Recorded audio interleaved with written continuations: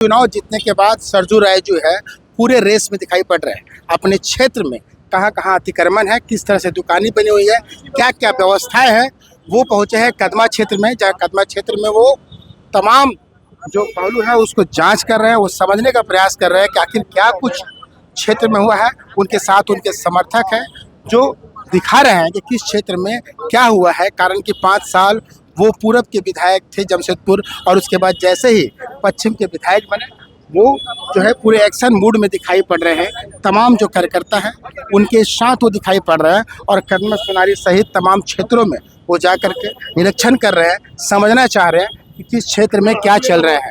उनसे भी हम बात करने का एक प्रयास किए लेते हैं कि क्या कुछ चल रहा है। सर, किस तरह से क्या निरीक्षण कर रहे हैं? देखिए, चुनाव में भी हम लोगों ने ये मुद्दा बनाया था कि पब्लिक रोड को बंद किया गया है और मैंने कहा था कि नतीजा आते ही हम लोग उसको तोड़वाएंगे।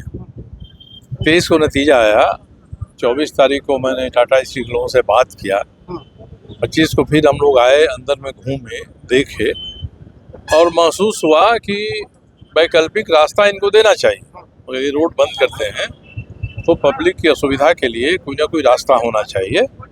इन्होंने हमसे कहा कि हम लोग 24 घंटा का समय दीजिए, बात करेंगे और वैकल्पिक रास्ता देना हम लोग तय करेंगे। आज फिर मैंने सुबह बात किया, उन्होंने कहा अभी तक नहीं किया है, आज रात तक बैठ के हम लोग करेंगे। तो मैं आज खुद इसको देखने समझने आया था कि मामला है क्या आखिर। देखिए, हम लोग की अधर्मिता नहीं है कि हम दीवार तोड़ देंगे या वही रास्ता लेंगे। हम लोगों का ये कहना है कि जो लोग इस रास्ते का इस्तेमाल कर रहे हैं उनको अगर असुविधा होती है तो उस असुविधा को दूर करने के लिए कोई रास्ता बनाइए, आप बताइए। जनता को असुविधा नहीं होना चाहिए, ये महत्वपूर्ण है। ये नहीं है कि हम इसी रास्ते से जाएंगे तो जाएंगे। तो हम लोग इसी तलाश में हैं। अब आउट हाउस वाले हैं, परसों में आया था, सारी महिलाएं बच्चे आए थे कि हम लोगों के लिए तो कोई रास्ता ही नहीं। मेरे सामने टाटा लैंड के चीफ ने कहा कि इनके लिए हम रास्ता देंगे। अब कहाँ से देंगे हम लोग सोच के बताएंगे। आज भी मैंने पूछा, अभी तक उन्होंने सोचा नहीं है।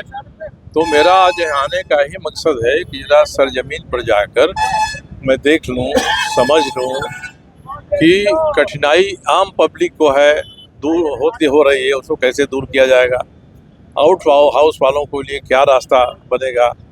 और ये जगह जगह गेट नंबर 1, गेट नंबर 2 जो हो गया है, ये टाटा स्टील के स्कीम में है तब तो ठीक है। अगर आपकी स्कीम में नहीं है और आपने कृत्रिम तरीके से, आर्टिफिशियल तरीके से किसी को एक फ्लैट दे के ऐसी स्थिति बना दिया है तो ये ठीक नहीं है। तो ऐसा नहीं है कि टाटा स्टील के लोग कहेंगे कि दूसरा पक्षी दूध का धूला नहीं है। उनको भी साबित करना पड़ेगा कि वो भी दूध के धुले हैं। उनको भी पारदर्शिता के साथ काम करना होगा, बताना होगा। ऐसा नहीं कि जो चाहे वो हो जाए और पब्लिक जो चाहे वो ना हो।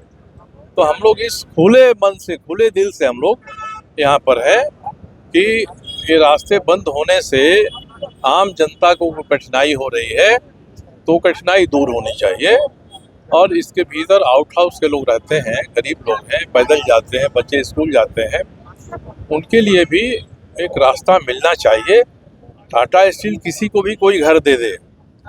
हम लोग जहाँ रहते हैं वो टाटा स्टील का है, एक संगठन के नाम पर है जिसमें मैं रहता हूँ।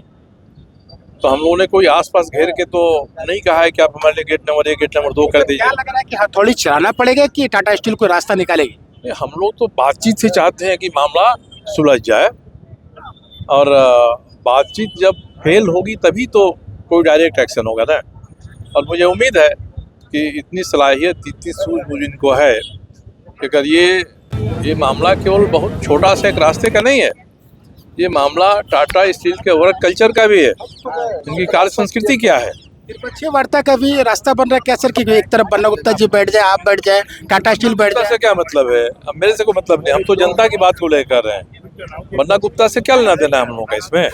वो टाटा उनको अपने कंपनी में 5% का हिस्सा ही दे देता, हम लोगों को क्या आपत्ति है? वो दे दे। एक के बदले और 4 फ्लैट यहाँ दे दे, हम लोग को क्या आपत्ति है उसमें। और उसके कारण आम लोगों को असुविधा नहीं होनी चाहिए, हम लोग का इतना ही तकलीफ। हमारे साथ सरजू राय जी थे जो विधायक बनने के बाद सीधे सड़क पे आ गए हैं।